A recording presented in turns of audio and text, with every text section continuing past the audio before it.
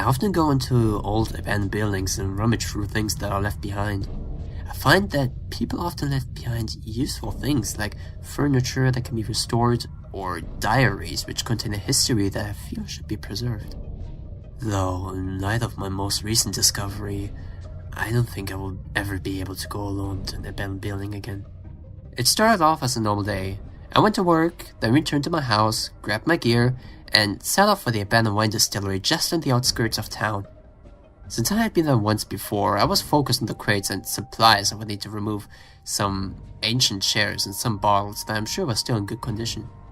However, when I arrived, I couldn't help but note it looked like someone had moved in. I quickly retrieved my gun and continued in since I knew I wouldn't have to go farther than the antechamber where the office stood. I had placed the items I found useful in there the last time I had come. Heading to the room, I saw no one and as fast as I could put the items into my van to process at home rather than outside. There was a strange smell in the air, I remember, but I figured that at the time that was a bum.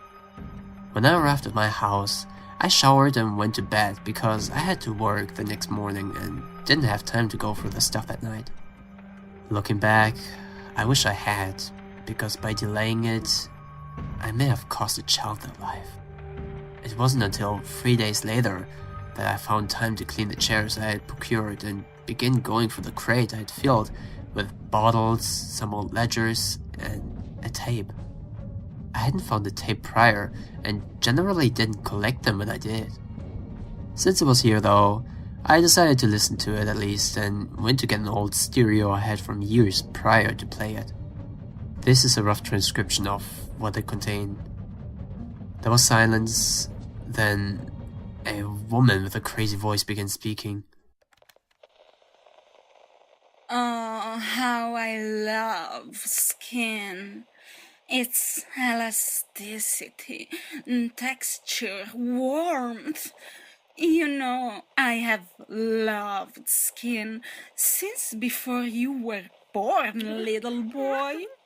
Don't cry. Don't cry. The salt will dry out your precious skin. Ah, I know how I can fix your tears. I'll tell you a tale. My tale you shall hear. I was a girl about your age when I first realized how much I loved skin. It's odd to think it was so long ago, 20 years or so for me. Still, it's good to know what you want to do in life early, and 10 isn't a bad age to know. Now stop crying and listen to the tale. This is your last warning. My mother had a cat. One of those hairless ones, a sphinx or Abyssinian, I think. It had deep wrinkles in its face and neck skin, which hung down more each year. One day, when my mother was out shopping, I wondered to myself what it would be like to be in that skin. That soft, warm skin that I do not have. I know my skin seems soft, but it's usually quite dry and cracked. I have lizard skin, but it turns out I found a way to fix that. And to think it all started with that cat. I said stop crying! I'll just have to make you. You see this knife?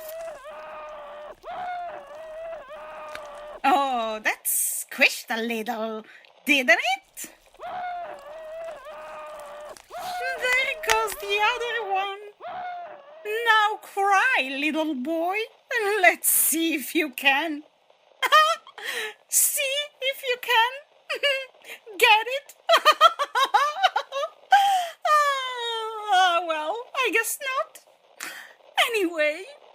cut the skin off the cat to put on my face as much as I could anyway. And then something amazing happened. I became the cat! Ah, quit whining.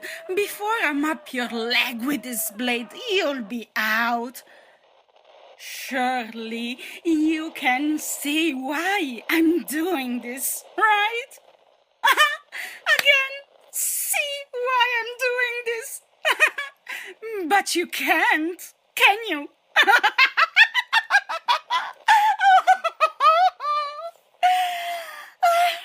Anyway, I wore its skin proudly until my mother came home, and boy, was she mad at me. She had this man in white come and take me away. That bitch! No worries though, the place I went to only kept me 7 years, and while inside I honed my skill on the other inmates. No one really watched us there, and a dead inmate was just as well. One last mouth to feed, they'd say. It was really crowded in there, so I was happy to go. But my mother had a new family and didn't want me anymore. Sadly, I became a lost child, living on the streets. You are so much stronger than I thought, lad. Both legs stripped clean of flesh, and yet here you are, still alive and kicking. Again, alive and kicking. Oh, but I digress. Well, I decided no more. I wasn't going to take her disrespect any longer. So I snuck in one night and skinned her and her new husband. But in my weakness, I left my little half-sister alive.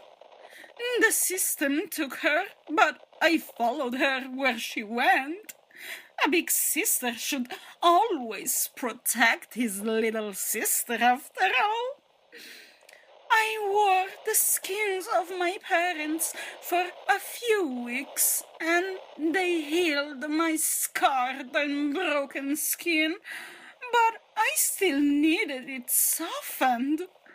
I tried for years, countless people, countless animals, but nothing worked.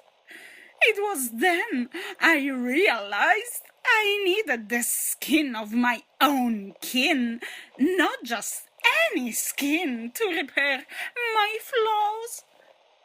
That's when I remembered my sister. I was worried I had waited too long with her, so I took the next best thing. Her son. Yes, you, my nephew, are going to make me whole again. Oh, finally you fell asleep, and I thought you would last so much longer.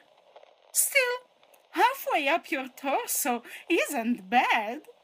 Now I'll wear you, and soon I will be soft and warm for the first time in my life.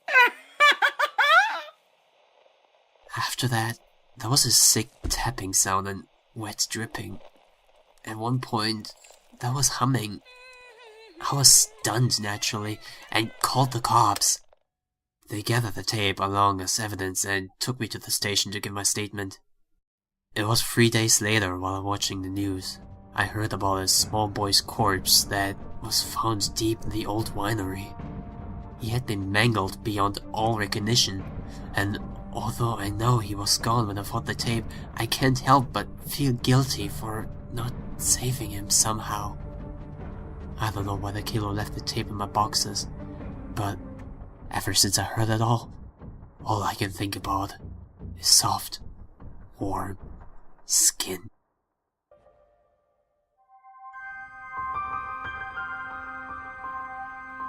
It's in the dustiest books that you may find the best stories.